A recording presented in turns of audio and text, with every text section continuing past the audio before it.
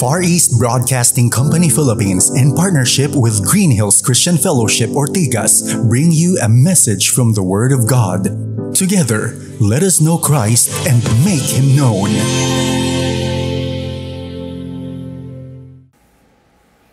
Tayo po ngayon ay babasa ng banal na kasulatan.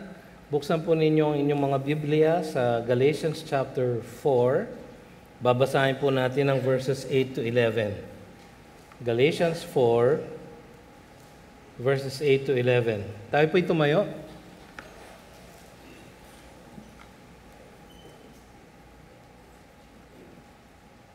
Sabay-sabay po. Formerly, when you did not know God, you were enslaved to those that by nature are not God's. But now that you have come to know God, or rather, to be known by God, how can you turn back again to the weak and worthless elementary principles of the world, whose slaves you want to be once more? You observe days and months and seasons and years. I am afraid I may have labored over you in vain. Tayo po'y saglit na manalangin. Panginoon, kayo pong manguna sa aming pag-aaral ng inyong banal na kasulatan sa hapong ito, upang kami ay unti-unti ninyong mabago sa wangis ng aming Panginoong Hesukristo. Ito ang aming samot dalangin sa pangalan ni Jesus. Amen. Maaari na po kayo maupo. Tayo po ay nagpapatuloy sa ating series sa Galatians. Ang title po ng series natin, No Other Gospel, Stand Firm in Your Freedom. Yung pong no other gospel, nakita po natin yon sa chapter 1. Tapos sa chapter 5, verse 1, stand firm in your freedom, ang sabi ni Pablo dito sa sulat na ito. Ang title po ng ating mensahe ngayong hapong ito ay ang panganib ng pagbalik sa pagkaalipin sa batas. So yun lang pong pagbalik sa pagkaalipin, parang does not make sense anymore, no? No, bakit naman tayo kung tayo nakalaya na, babalik pa sa pagkaalipin? Pero yan po ang ating pag-aaralan ngayong hapong ito, ang panganib ng pagbalik sa pagkaalipin sa batas. Alam naman natin ang konteksto, ang background kung bakit ito sinulat ni Pablo. Yung pong mga churches sa Galatia ay kanya pong tinanim nung first missionary journey. Ang Galatians po ay ang siguro second to the earliest na New Testament book na sinulat. Ang pinakamaagang sinulat po ay yung James, no? James, hindi po yung kapatid ni John, kundi James na half-brother ng ating Panginoong Jesus sa lupa, no? So yun po ang pinakamatandang epistle, the Epistle of James. Ang pangalawa pong naisulat ay ang Galatians. At ito po ang unang sinulat ni Pablo na sulat niya. Marami siyang sinulat. No? He wrote 13 of the 27 letters in the New Testament, 27 books in the New Testament. At ito po ang unang-una niyang sinulat. At sa lahat ng kanyang sinulat, ito po yung parang galit na galit siya. Hindi naman galit na galit. Siguro galit lang. No? Hindi galit na galit. Galit lang. No?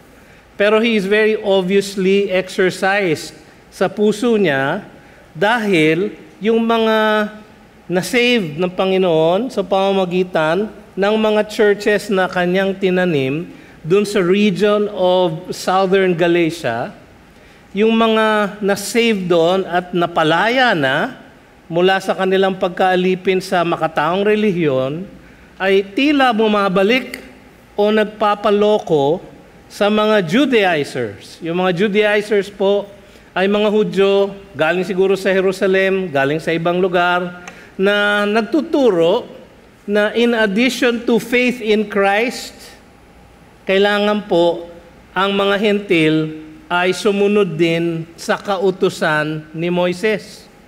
So kailangan sila ay magpa-circumcise, kailangan sila ay sumunod sa mga dietary laws, sila ay sumunod sa mga ceremonial laws, no? So, ang sinasabi ni Pablo, kalokohan yun. Sabi nga niya sa chapter 3 verse 1, "O foolish Galatians, who has bewitched you? Sino ang gumayuma sa inyo? Kasi parang nga naman ginagayuma yung taong nakalaya na, tapos magpapaalipin pa muli. No? So, ganun ang tema ng buong sulat. Inumpisahan niya, pinakilala niya sarili niya, nagbigay siya ng curses dun sa mga nagtuturo ng maling doktrina, at dinepensahan niya ang kanyang pagiging apostol para madepensahan niya yung katotohanan na kanyang pinapahayag. No? Tapos pumasok siya dito sa chapter 3, chapter 4, na kanyang ibinalangkas ng malinaw ang doktrina ng salvation by faith alone. To be justified by faith alone in Christ alone. No? Without works. Hindi kasama ang pagsunod sa mga kautusan. No? So sa mga talatang ating pag-aaralan, nung last time I think pinag-aralan natin actually mas maganda yung tema ng ating pinag-aralan last time. Dahil pinag-aralan natin yung mga blessings ng pagiging justified by faith and not by works. No? Na yung mga justified by faith ay itinuturing ng mga anak ng Diyos, kasapi sa katawan ni Kristo, sa buong iglesia, at tagapagmana na ng mga pangakong kaligtasan na binigay ng Panginoon kay Abraham. So napakaraming pagpapala ang dala ng salvation by faith alone. No? So nagpapatuloy siya sa ganoong tema. Sa ating pag-aaralan na natapos tayo nung last time, doon sa verse 7, so you are no longer a slave, no? But a son. So napakaganda. So you're no longer a slave, you are a son. And if a son, then an heir through God, no? Napaka-importante po siguro makita natin ang konteksto, ang background, no? Kasi ang pinag-uusapan ni Pablo dito ay adoption. Sa mata po ng ating Panginoon, hindi po niya tayo natural na anak. No? Karamihan sa atin, meron tayong biological children. Mga anak na bunga ng ating pag-iibigan, mag-asawa. No? Biological children. No? Ang ilan sa atin, katulad namin, meron din kaming adopted children. Hindi po ganoon ang adoption sa Roman society nung panahon na yon. Ang adoption po nung ina-adopt nila were adult males. Usually, in order to receive an inheritance. Kanilang ina-adopt para maging heredero nila. Marami silang dahilan. Ginagawa nila yung kuminsan dahil yung kanilang biological son ay siguro baluktot ang pag-iisip, o di kaya masunurin sa kanila, o may mga kakulangan, kaya nag-a-adopt sila ng grown men. No? So yung picture ng adoption na tinanggap ng mga taga-Galatians, iba. Sa atin ngayon, napakaganda ng picture ng adoption, di ba? Parang, oo nga, no? Kasi parang nahabag ka dun sa bata, wala silang magulang, no? Sinurrender na sila ng mga magulang nila sa estado para ihanap ng pamilya. So, kawawa naman. O di kaya kinahabagan ninyo. O tayo na lang ang maging magulang nila. No? O ganun po ang naging diwa naming mag-asawa nung kami ay nag-adopt. No? Siyempre, tuwan-tuwa po kami sa aming adoption sapagkat sila po ay yung mga anak namin na adopted, parang hindi talaga iba dun sa anak namin na biological. No? In fact, yung anak namin na biological, madalas, napapagkamalan siya ang adopted. No? Kasi parang hindi raw namin kamukha. No? Wala naman yun sa ganon. Kasi yung mga ina-adopt mo daw na lumalaki sa'yo, parang nagiging kamukha mo na. No? Kawawa naman yung mga anak ko. Naging kamukha ko. No? So, pero hindi po ganon ang adoption. Maganda man ang diwa ng adoption sa pagkakilala natin, hindi ganoon ang adoption sa Rome. Ang adoption nila ay upang itong mga inadopt nila na sons ay mag-carry out ng kanilang purpose as a family. So, ang sabi nga ng mga history books, there are 8 or 9 of the Caesars ng Rome. Di ba? Yun ang pinakamataas, yun ang emperor nila, si Caesar. 8 or 9 of the Caesars were all adopted children. So, ganun po ang konsepto ng adoption sa mga Galatians. So, ibang-iba ang dating sa kanila. Nung verse 7, you are no longer a slave but a son. And if a son, then an heir through God. Sapagkat yun ang purpose ng adoption sa Rome. Para mabigyan ng inheritance at kakayahan na mamuno yung ina-adopt na anak na lalaki. So pagdating natin sa mga talatang ating binasa, mas hindi ang babalangayin ni Pablo sa mga Galatians na nakaranas na ng kaligtasan. Tandaan natin ito ha. Ang kausap niya, ang sinulatan niya, ay mga ligtas na. Yung mga tumanggap na kay Kristo o yung mga nanampalataya na sa kaligtasang alok ni Kristo Jesus. Ang kanyang babala sa kanila na nakaranas na ng kaligtasan ay huwag kayong tumandang paurong. Alam niyo yung expression na yon, no? Kayo ba may mga magulang kayo na nasabihan na kayo na, hoy, ikaw tumatanda kang paurong. No? So, ibig sabihin, imbis na mag-mature ka sa iyong pag-iisip, sa iyong pagkilos, sa iyong responsibilidad, ay lalo kang nagiging pariwara, nagiging pasaway, no? Tumatanda kang paurong. Parang bumabalik ka sa pagkaisip bata mo. You know, ibig sabihin ng expression na yon. Sa atin pong teksto ngayon, bagay na bagay po ito. Sapagkat gano'n ang nangyayari sa mga taga-Galatia. Tumatanda sila ng paurong. In fact, gusto ko sana pong gawing title yon, no? Huwag tatanda na paurong. Kaya lang, baka hindi maintindihan kaagad. No? Sila ay parang bumabalik pa sa pagkalipin sa makataong relihiyon. So, tingnan natin isa-isa.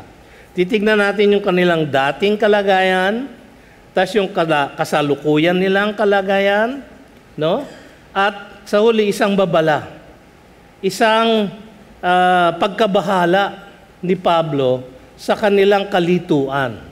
So, kalagayan, tapos katayuan, tapos kalituan.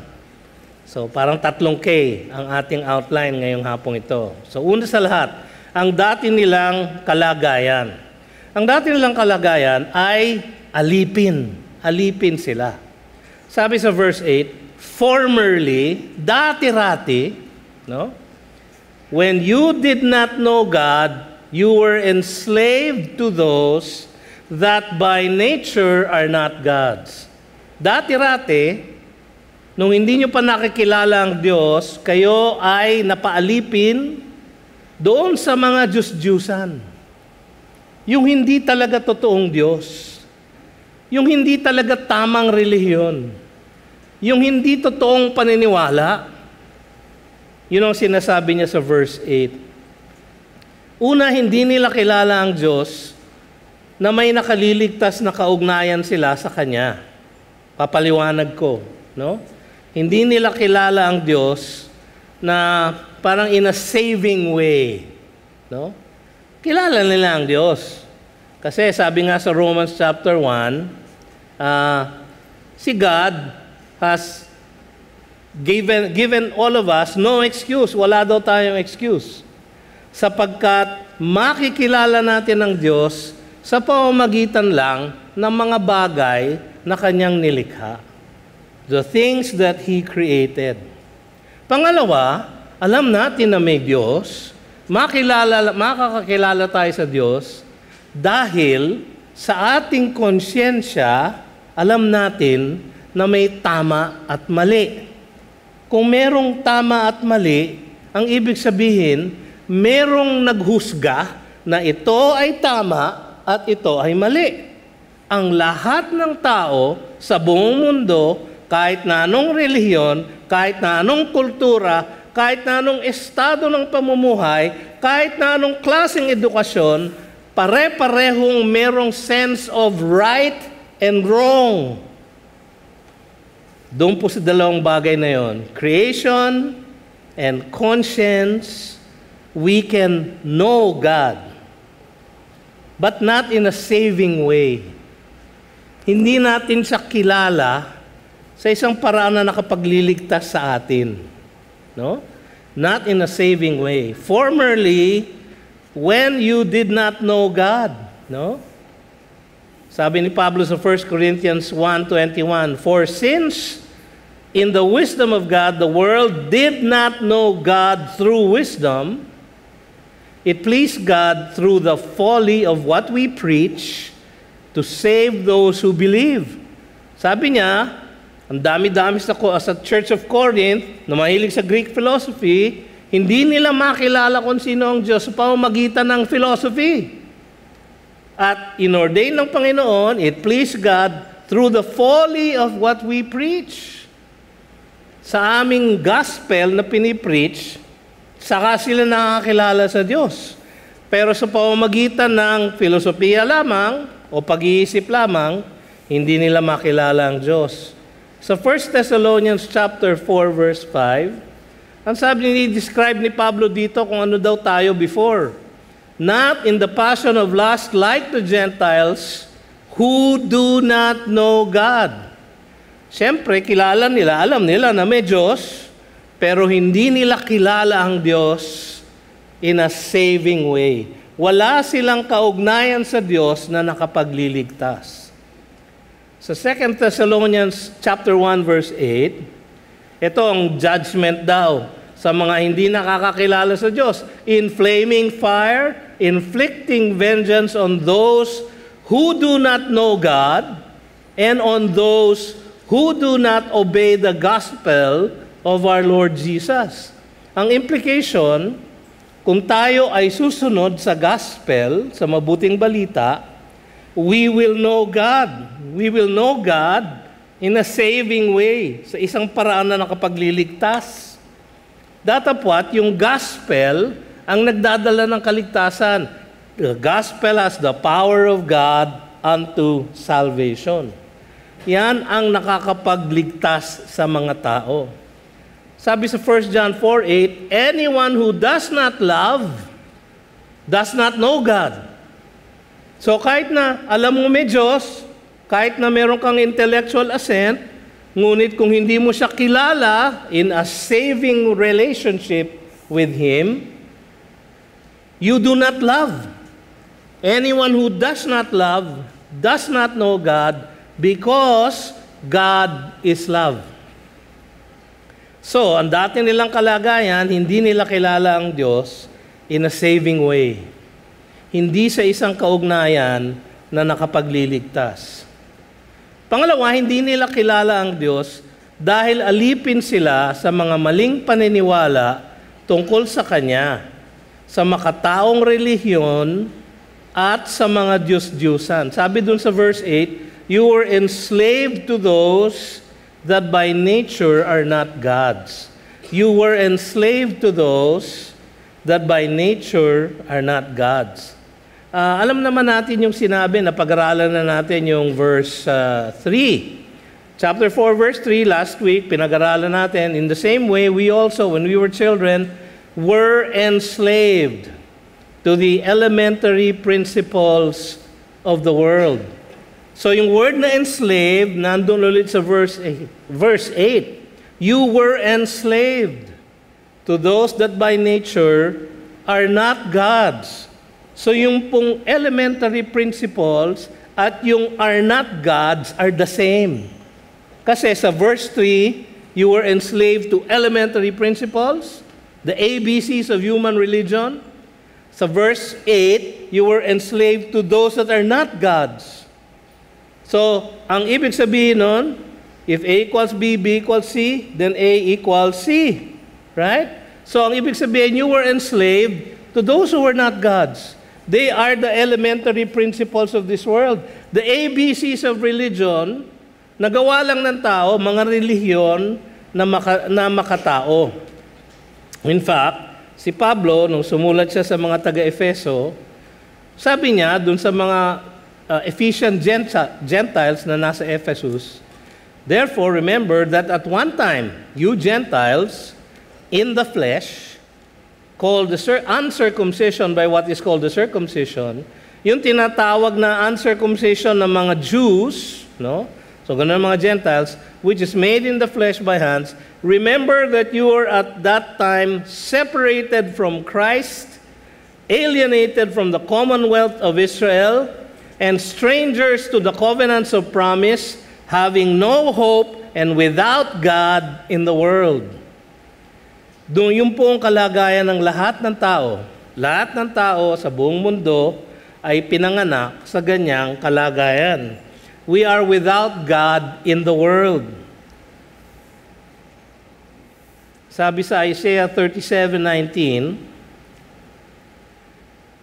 itong description nila ng mga false gods. They have cast their gods into the fire, for they were no gods, but the work of men's hands, wood and stone, therefore they were destroyed. Parang nakakatuwa ngang isipin na gagawa sila ng isang Diyos-Diyusan, tapos kanilang luluhuran, sasambahin, pag-aalayan ng kung ano-ano. Kasi ganun po ang ginagawa ng mga Gentiles. No? Yung mga Hudyo naman, binigay sa kanila ang batas ni Moises, no? Binigay sa kanila ang tabernakulo at yung sistema ng pagpananambahan sa tabernakulo, ngunit sinamba nila yon at ginamit nila yon para paraan na sila'y maligtas. So sa ganoong paraan, sa ganoong aspeto, yung Judaismo ay naging parang Diyos-Diyusan sa mga Hudyo. Pareho lang ng iba-ibang relihiyon. Pero tignan po ninyo ang sinasabi ng Romans chapter 1, verses 18 to 25. For the wrath of God is revealed from heaven against all ungodliness and unrighteousness of men, who by their unrighteousness suppress the truth. Saan po nanggagaling ang ungodliness? When you suppress the truth. Kung ang truth po ay merong Diyos, you suppress the truth and you say walang Diyos.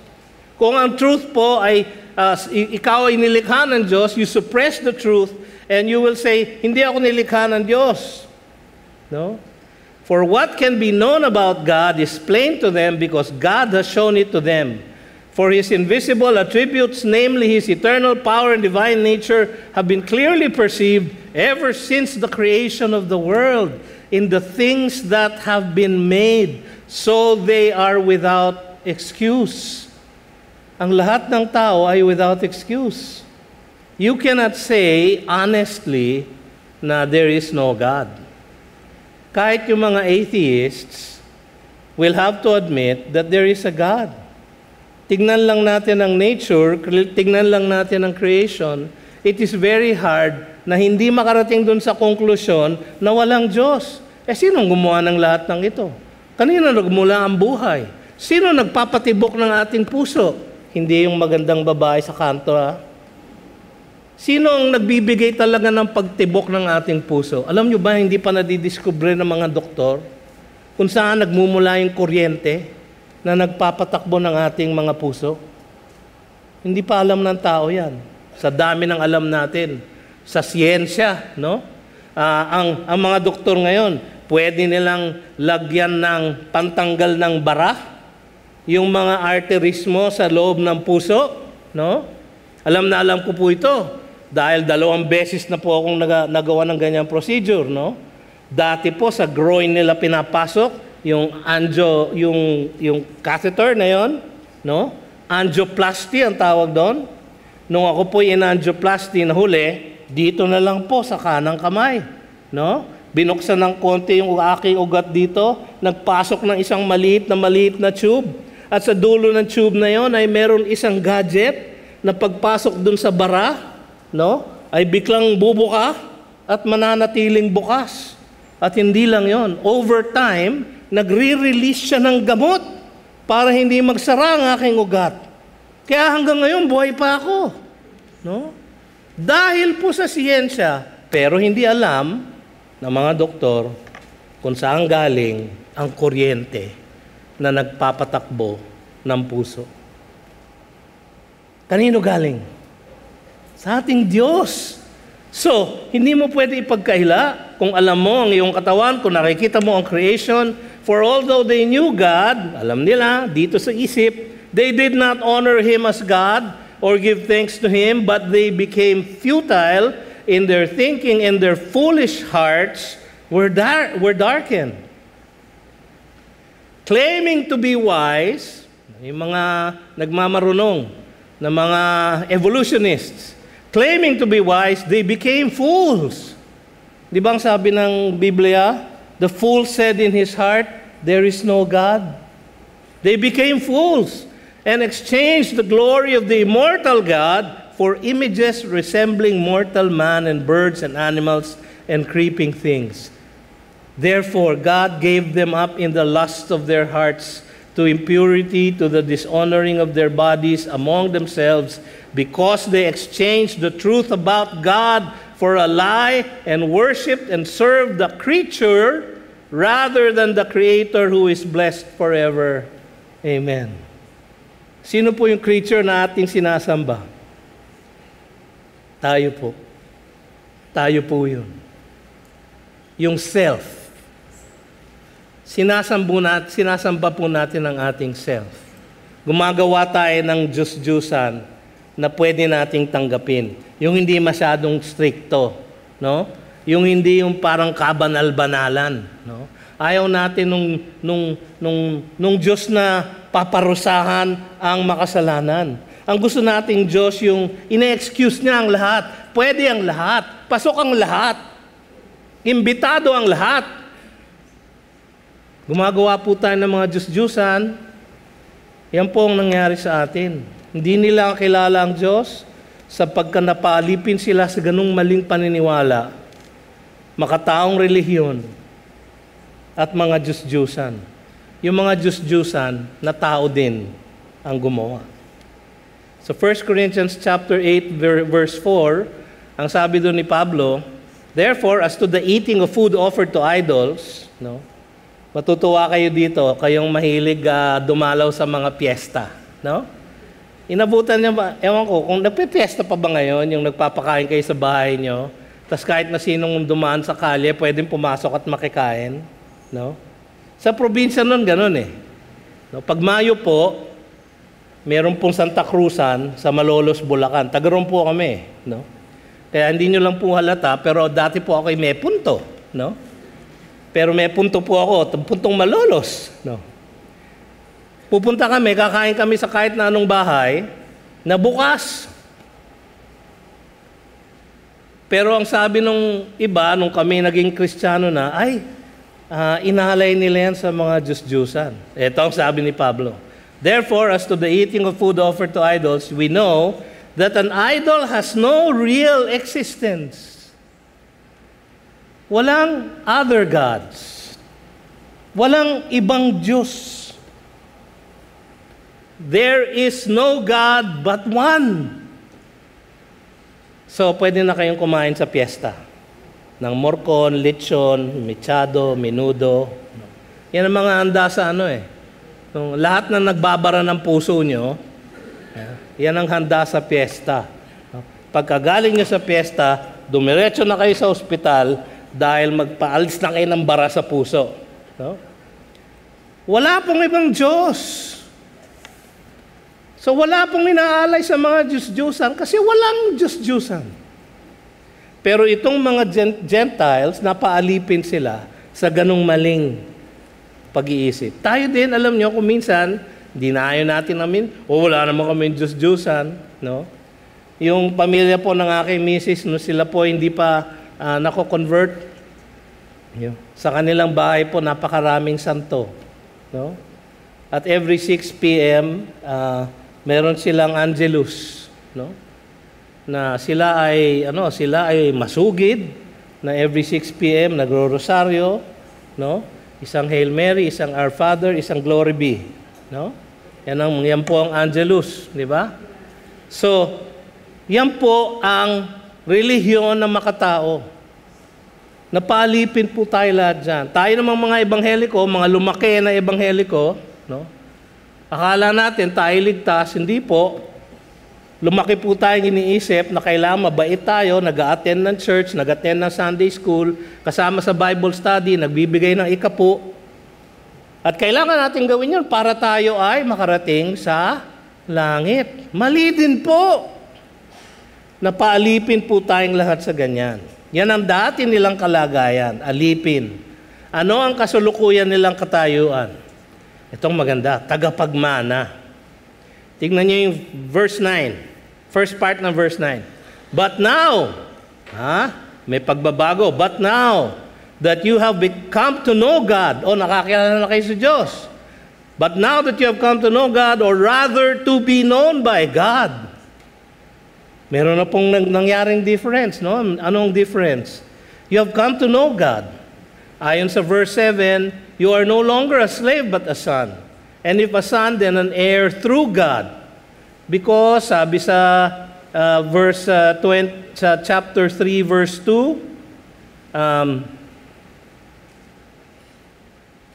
sabi doon, let me ask you only this, did you receive the Spirit by works of the law or by hearing with faith? Not by works of the law, but by hearing with faith. So, sila ay nakakilala na sa Diyos, itong mga sinusulatan ni Pablo. Sa chapter 3, sa verses 23 to 25, napag-aralan na rin natin ito.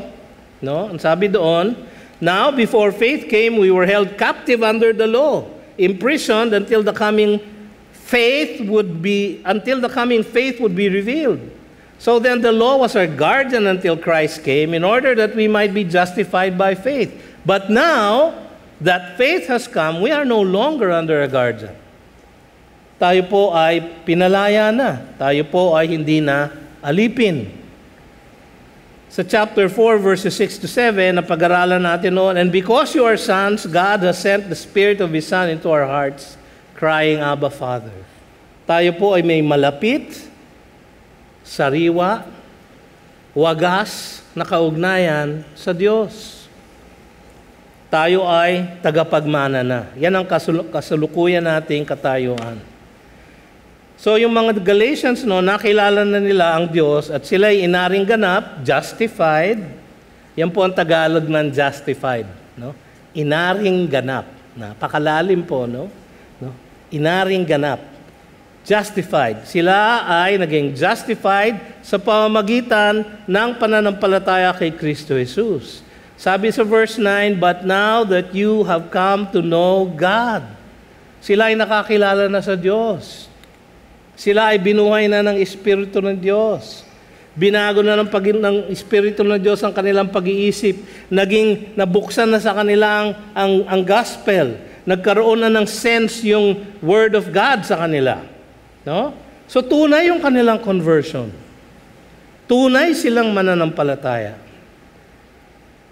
Pero ang sabi din dito, nakakatuwa, nakilala nila ang Diyos sapagkat kinilala sila ng Diyos sa paraang nakapagliligtas. Anong ibig ko sabihin? Kasi ang sabi sa verse 9,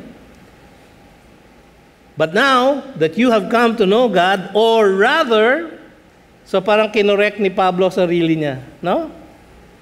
Pero actually may sinasabi siyang dual truth, double truth, no? Una, you have come to know God. Naligtas na kayo. Pangalawa, you are known by God. Or rather, you are known by God. Bakit niya sinabing, or rather, bakit niya kinorek yung sarili niya?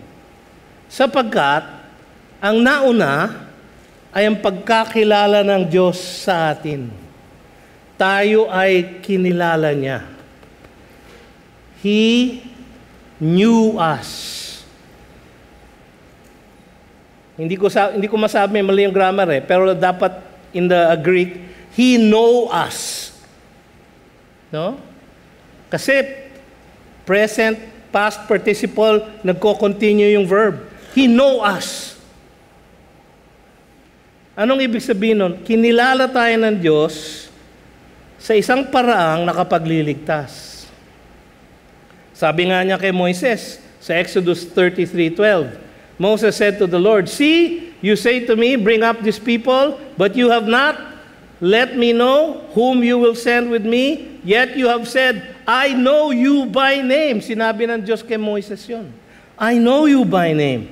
And you have also found favor in my sight. You have found favor in my sight. Grace yun, grace. I know you by name.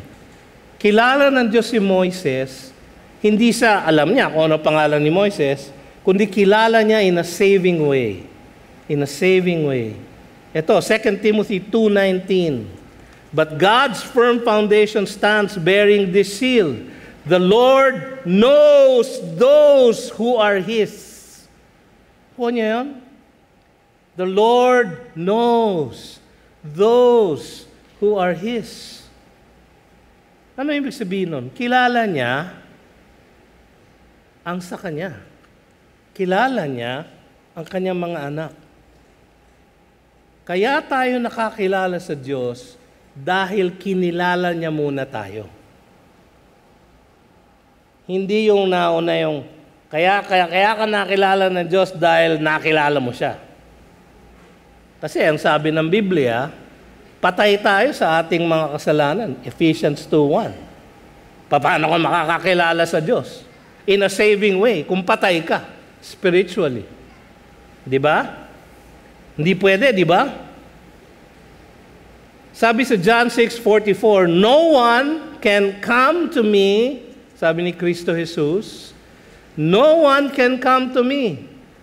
An exclusive negative statement. No one can come to me unless the Father who sent me draws him. Draws him. Yung salitang draw ay hindi yung aakiting kita. Pakikiusapan kita. Hindi. Yung draws is, I will compel you to come to me. Gagalaw ako sa puso mo, magpapakilala ako sa pamamagitan ng aking salita, kikilos ako sa iyong kaisipan, sa iyong kaluluwa, upang ikaw ay lumapit sa akin. Alam niyo ba, ganun tayo lahat naligtas? Kinilala muna tayo ng Diyos bago tayo nakakilala sa Kanya. Para malinaw, John 15:16. You did not choose me, but I chose you and appointed you that you should go and bear fruit, and that your fruit should abide, so that whatever you ask the Father in my name, He may give it to you. You did not choose me. I chose you. Hindi tayo naligtas dahil pinili natin ang Diyos. Pinili niya muna tayo. Bakit natin sinabi na nauna yun? 1 John 4:19. We love because He first loved us. Linaw, no? Sinong nauna? Sinong nag-initiate na magkaroon ng saving relationship? Sinong nag-initiate for us to know Him? He knew us first. Kaya kinorek ni Pablo yung statement niya. Sabi niya, but now that you have come to know God, or rather, o kaya sa salitang balbal, ngayon nakakilala na kayo sa Diyos, no? Kayo pala ay kinilala ng Diyos. Now na yun. Maraming nahihirapan dito sa inyo. Ibig mo sabihin, kinilala ko ng Diyos? Kailan nangyari yun, Pastor? Ang sabi sa Ephesians chapter 1 verse 4, even before the foundation of the world. Ang hirap natin mag-grasp, no? Kasi hindi natin maunawaan, paano niya kaya ako nakilala, hindi pa ako buhay? Kaya niya lang pwedeng gawin yun sapagkat ako ay nasa kanyang puso na bago pa man ako nilikha sa mundong ito. Ang ibig ba sabihin nun, wala akong choice? Meron nga tayong choice eh. Kaya nga tayo nagkasala eh. No?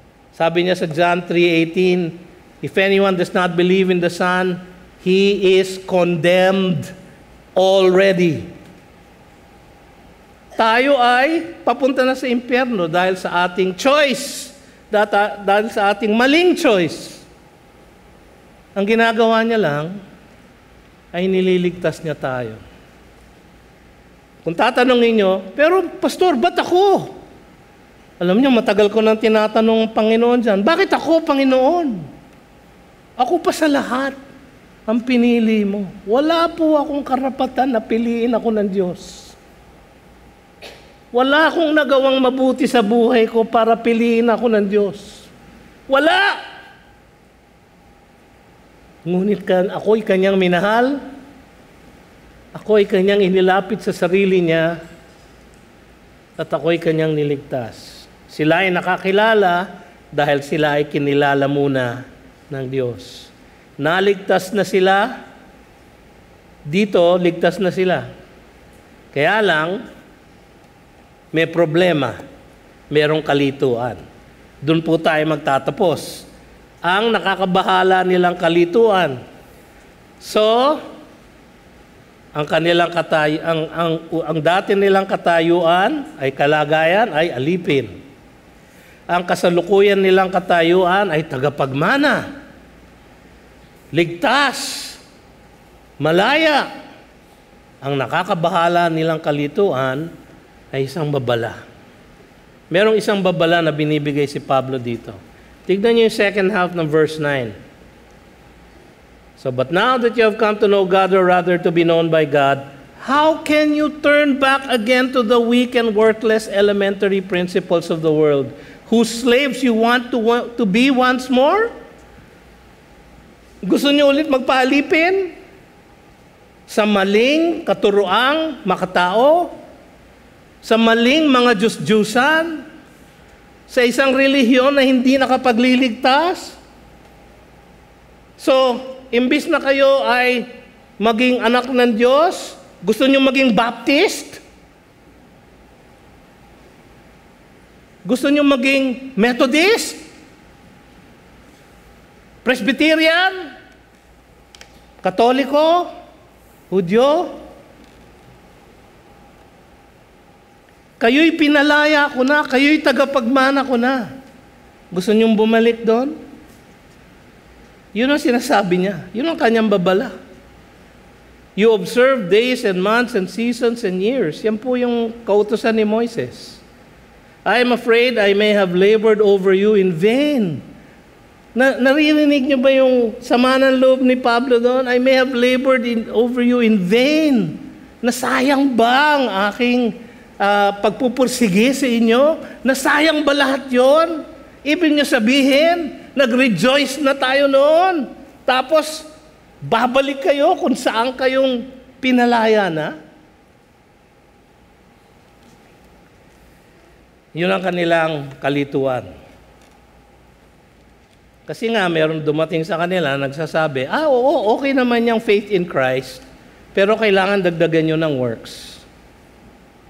Yan po, tahasan yan na malinaw sa doktrina ng Katoliko Romano. Pero akala nyo, ligtas ba mga Baptist dyan? Kuminsan, hindi. May mga Baptist na nagsasabi, kailangan magpabautismo ka ng lubog. Hindi pwedeng wisik, hindi pwedeng buhos. Kailangan lubog. No? Alam nyo, ako po, ay binautismohan nung ako'y bata pa, isang sanggol. I received infant baptism po, mga kapatid. Pero ako'y lumaki, nakakilala sa Panginoon, tinawag sa ministeryo, halos lahat po ng mga tao na miyembro ng aking dating simbahan, ako pong naglubog sa tubig ng bautismo. Pero ako po mismo ay hindi nagpalubog. No? Kaya nung lumipat ako dito, tinanong ako ni Pastor Luis, were you ever baptized by immersion? Hindi po. Sabi ko sa kanya, are you going to tell me that I am not saved? No. Sabi niya. Pero maganda sana ako magpabautismo ka ng lubog. No? Para hindi malito yung ating mga membro. No? Kaya alam nyo ginawa ko? Alam nyo ginawa ko? Nagpabautismo po ako ng lubog. December 2009. Isa po ako siguro sa huling binautismohan ni Pastor Luis bago siya kinuha ng Panginoon. Nilubog niya po ako. Medyo matagal ho. Siguro iniisip niya, gusto ko lang siguraduhin na talagang nagsisisi tong batang ito. Parang napatagal eh. So, pero inihaon niya po ko muli. Meron pong mga katuruan na ganun. Kailangan ng baptismal regeneration. Kailangan ng ganito. Kung hindi ka ganyan, ay hindi ka ligtas. Paano kaya nangyari dun sa yung magnanakaw sa krus? Ha? Sabi ni Jesus, today, ngayon mismo, kakasamahin kita sa paraiso. Nag-attend ba siya ng Bible study? Hindi. Nag-attend ba siya ng Sunday school? Hindi. Katekismo? Hindi. Nabautismohan ba siya? Hindi. Ang tanging karapatan lang niya. Sabi nga ni Pastor Alistair Begg, the man on the middle cross said, I can come. The man on the middle cross said, I can come. Sabi ni Jesus, ngayon din, kakasamahin kita sa paraiso. Kaya lang, itong mga taga-Galatia, nalilito. Kaya sabi ni Pablo, how can you turn back again to the weak and worthless elementary principles of the world? Ang tanikala na kanilang binabalikan ay ang pagsunod sa mga kautusan na nakalipas na ang gamit. Yung mga kautusan, yung ceremonial law, yung Levitical priesthood, yung offerings, no? Yun ay lahat foreshadow ng gagawin ni Kristo sa krus. Siya ay magiging great high priest natin. Kaya sa Leviticus, i-describe doon kung anong trabaho ng high priest. Siya ang magiging the Lamb of God who takes away the sins of the world. Kaya sa Leviticus, sa Deuteronomy, pinakita kung paano inaalay ang mga lambs. Sila ay substitute para sa ating atonement. Si Kristo ay the great substitute para sa ating kaligtasan. Tapos na ang kanilang gamit. Pero sila ay nag-observe pa rin ng days and months and seasons and years.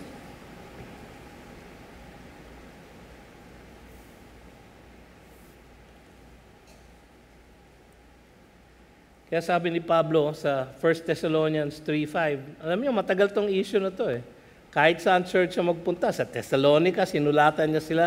Sabi niya, for this reason, when I could bear it no longer, I sent to learn about your faith, for fear that somehow the tempter had tempted you, and our labor would be in vain. Nasayang ba, mga kapatid? Nasayang ba? Aasa pa ba kayo sa makataong relihiyon, sa pagsunod sa kautusan? Don't get me wrong, ha? Ang moral law, 10 Commandments, ang summary ng moral law.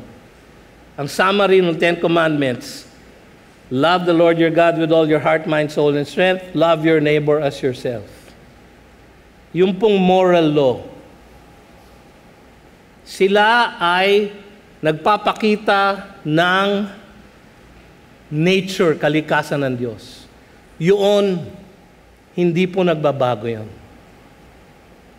Kung tayo ay tunay na ligtas, ang buhay natin ay huhulma, iwawangis doon sa standards na yun ng Diyos. Pero ang pagsunod nun, ay hindi makapagliligtas sa atin. Bueno mga kapatid, tayo po ay naubusan na ng oras, katulad ng dati. Ang pagkabahala ni Pablo at ang kanyang babala sa mga Galatians ay dapat rin nating pakinggan sa araw natin na ito. Marami pa rin sa atin ang natutukso na bumalik sa sistema ng makataong relihiyon kung saan ang ating tadhana sa walang hanggan ay kontrolado natin. Yun ang gusto natin eh. Nakakatakot kasi nung umasa lang kay Kristo Jesus. Una, hindi ko siya nakikita. Pangalawa, hindi ko siya nakakausap. Iaasa ko sa isang taong hindi ko nakikita ang aking eternal destiny. Nakakatakot, di ba? Kung isipin nyo. Huwag naman kayo matutokso. No? Parang mas madali, Pastor. Yung umasa na lang ako dun sa, magpapakabait na lang ako. Susunod na lang ako sa 10 Commandments. Susundin ko na lang yung the golden rule. Pero ang sabi ng Biblia, wala namang nakasusunod.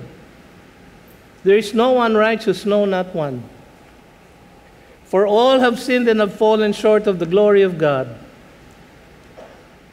There's no one who seeks God, no one who understands. Sapagkat sabi pa lang sa Genesis chapter 6 verse 5, Genesis pa lang and every inclination of the thoughts of his heart is only evil continually. Paano tayo makakagawa ng mabuti? So kung gano'n ang ating babalikan, hindi tayo maliligtas. Ang kaligtasan ay na kay Kristo Jesus lamang. Sa natapos na niyang gawain. Siya ay nabuhay na walang sala, siya ay namatay, nadala ang ating sala, at dahil sa paniniwala natin doon, tayo ay maliligtas. Sa pamamagitan niya, in Christ, through Christ, ganyan po tayo maliligtas. Pero marami pa rin ang natutokso na gusto kong makontrol ang aking eternal destiny. Kaya gagawa ako ng sarili kong paraan. So, ako magiging pinaka-conservative na conservative Baptist. No? Conservative Baptist na. Mas conservative ka pa. No? Lalo kang hindi makakarating sa langit. No? Mga kapatid, malakas yung tukso na yon sapagkat ang kasundunan sa ating puso ay ang ating pride. We want to be able to stand sa pintuan ng langit at nakataas ang noo, no? At sasabihin sa Panginoon, Panginoon, kailangan niyo akong papasukin dahil ako po ay conservative Baptist. Ang sasabihin niya, away from me, you doers of iniquity, I never knew you. Mga kapatid, ayaw nating marinig yon. Pagdating natin sa pintuan ng langit. Hindi ko sinasabing may pintuan ng langit, ha? No. Baka naman, may magtatanong sa inyo, Pastor, yung pintuan ng langit ba may susian? Hindi tayo makatatayo sa harap ng ating Diyos kung hindi kay Kristo Jesus lamang. Sa kanyang merito. Sa totoo lang, mga kapatid, ang salvation is by works, but not our works. His work. And we exercise faith in what He did para tayo'y makarating sa langit. Wala nang ibang paraan, kundi yun lang. Tayong ligtas na at inari ng matuwid sa mata ng Diyos. Itunuturing na ng mga anak niya, takapagmana ng pangakong kaligtasan. Kapitan na natin, mga kapatid, ang katotohanan na ito upang hindi na maantala ang ating paglago bilang mga Kristiyano. Maraming nagsasabi, Pastor, pagka ganun pala, may nawawala pala talaga ang salvation. Kasi ito mga Galatians, parang mawawala ang salvation nila dahil takot na takot si Paul. I am afraid I may have labored over you in vain. Alam nyo, hindi po nawawala ang ating salvation. Alam nyo kung bakit? Kasi galing sa Diyos ang ating salvation. Kung ang salvation po natin ay umaasa sa ating faithfulness, ay mawawala talaga. Bukas makalawa, hindi lang. Paglabas natin ng church na ito, mawawala na kaagad. Pero dahil ang ating kaligtasan ay sa pamamagitan ng walang walang bahid na katuwiran ni Kristo Jesus, hindi po posible na mawala po ang ating salvation. Ang nangyayari sa mga ito, pareho na nangyayari sa marami sa atin. Bumabagal po ang ating paglago. Naaantala ang ating pagiging kawangis ni Kristo Jesus. Nagkakaroon ng balakid ang ating paglago sa ating buhay espiritual. Huwag na po natin hintayin na mangyari yun. Lagi nating sariwain sa ating mga puso't isipan na tayo ay ligtas na, malaya na. Hindi natin kailangan bumalik sa pagkaalipin na ating pinanggalingan. Tayo po'y tumayo, tayo manalangin.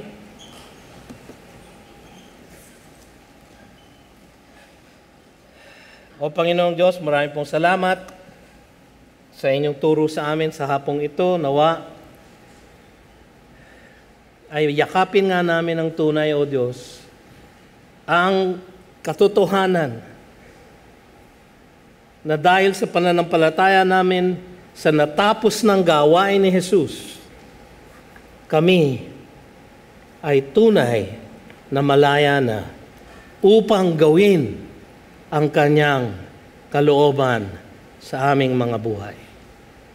Ngayon na kami nakalalaya na, O Diyos, nawa ang bawat na araw na aming bubuhayin dito sa lupang ito ay gamitin namin para magpasalamat sa inyo sa tuwi-tuwi na sa pagliligtas na inyo nang binigay sa amin. Ngayon, tanggapin ninyo ang pag-ibig ng Diyos, ang kagandaang loob ni Kristo Jesus, at ang pakikipisan, tanglaw at gabay ng Espiritu Santo magmula ngayon at magpasawalang hanggan. At ang lahat ay nagsabi ng Amen. Magandang hapon po. You've just heard a message from the Word with Green Hills Christian Fellowship Ortigas in partnership with Far East Broadcasting Company Philippines. We hope you can join us next week. God bless you.